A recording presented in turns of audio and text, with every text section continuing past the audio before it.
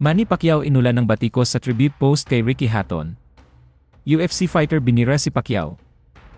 Pero bago ang lahat, kung ikaw ay bago sa aking channel, huwag kalimutan na mag-subscribe at i-click ang notification bell for more trending news. Mainit na pinag-usapan ngayon ang nag-isang 8th Division World Champion at pambansang kamao Manny Pacquiao matapos ang kanyang tribute post para sa kanyang dating katunggali na namayapa na si Ricky Hatton. Ang dapat sana'y isang taos-pusong pag-alala sa isang namatay na kaibigan ay mabilis na binatikos. Nagbahagi si Pacquiao ng isang na mensahe sa social media, "Was an honor sharing the ring with the great Ricky Hatton." Gayunpaman, kalakip nito ang isang video ng mapaminsalang second round knockout ni Pacman laban kay Ricky Hatton mula sa kanilang 2009 super fight. Agad na umani ng samot-saring reaksyon at debate online. Ngunit binatikos ng dating UFC title challenger na si Chael Sonnen ang iniisip ng marami sa isang tipikal na prangka na tugon. Hindi pinalalampas ni Sonnen ang pagkakataon paunahin ang sinasabi niyang dry humor. Muling ibinahagi ni Sonnen ang post ni Pacquiao na may isang komento na mabilis na kumalat sa social media. Isinulat niya, "Kung magpo-post ng isang tribute video sa isang patay na tao, isaalang-alang ang hindi paglakip ng isang video kung saan binubugbog mo siya." Ang kanyang post ay humakot ng atensyon sa mga tagahanga, kung saan marami sa kanila ang hindi natuwa sa post ni Pacquiao. Isang tagahanga din ang sarkastikong sinabi na parang caption, "Dapat ni Pacman.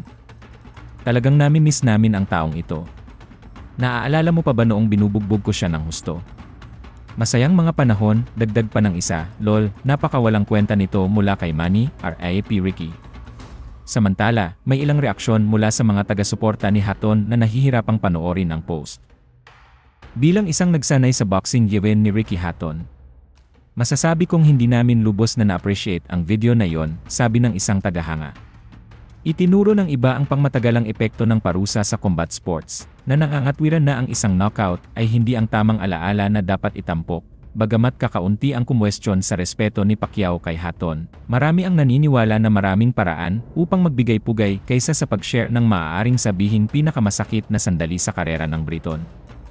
Isang tagahanga ang nagmungkahi na ang video mismo, hindi ang mensahe, ang tunay na problema, na nagsasabing kalokohan ito. Maaari sana niyang itinampok ang mga highlight ni Hatton sa laban nila.